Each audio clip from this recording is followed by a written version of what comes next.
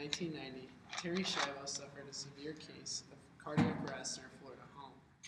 She had developed a severe case of hypokalemia, or potassium shortage, which destroyed most of her brain and left her in a permanent state of vegetation.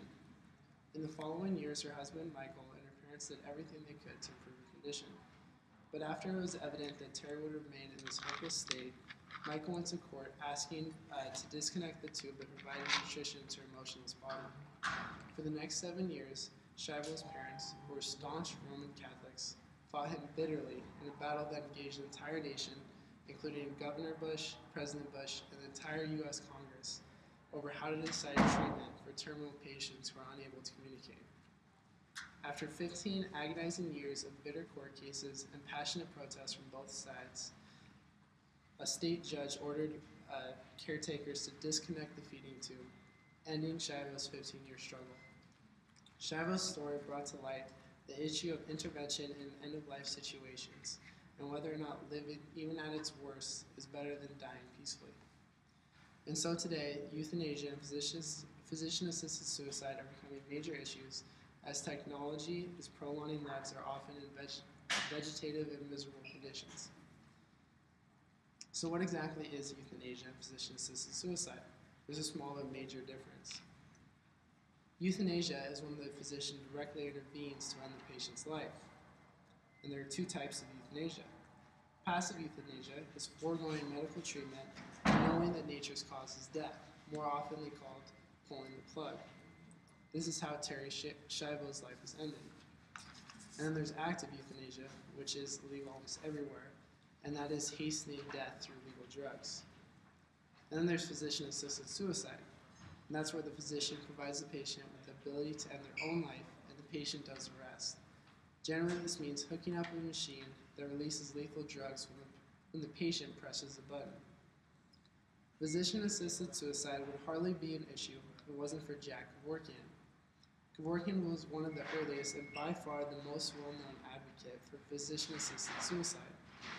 After a career in pathology, Kevorkian developed the Mercytron, a machine that allowed the patient to press a button that released a lethal dose of poisonous potassium chloride along with painkillers.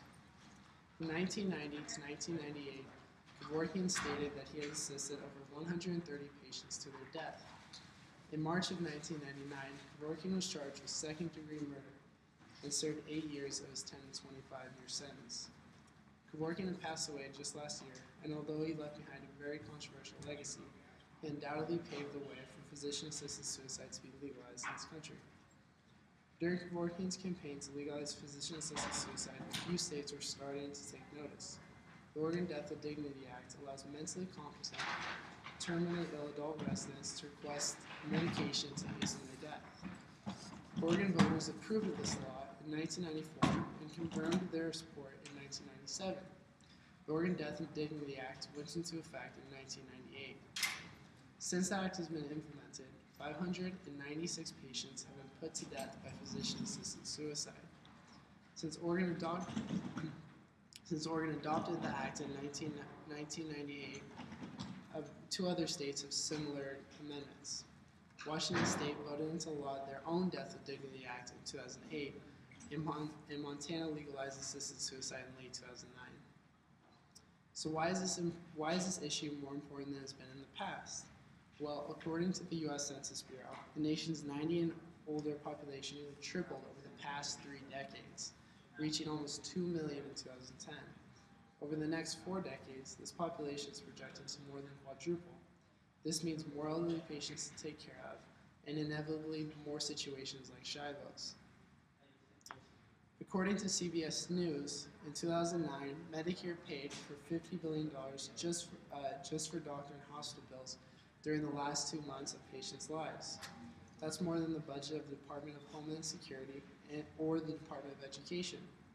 And it has been estimated that 20 to 30% of these medical expenditures have had no meaningful impact, going to patients that are about to die regardless of the treatment. The debate has turned to whether the burden on the patient, family, and economy is worth life in any condition. Regardless of your opinion, physician-assisted suicide and euthanasia are becoming increasingly important issues as more of the nation becomes elderly and improvements in technology allows us to live longer.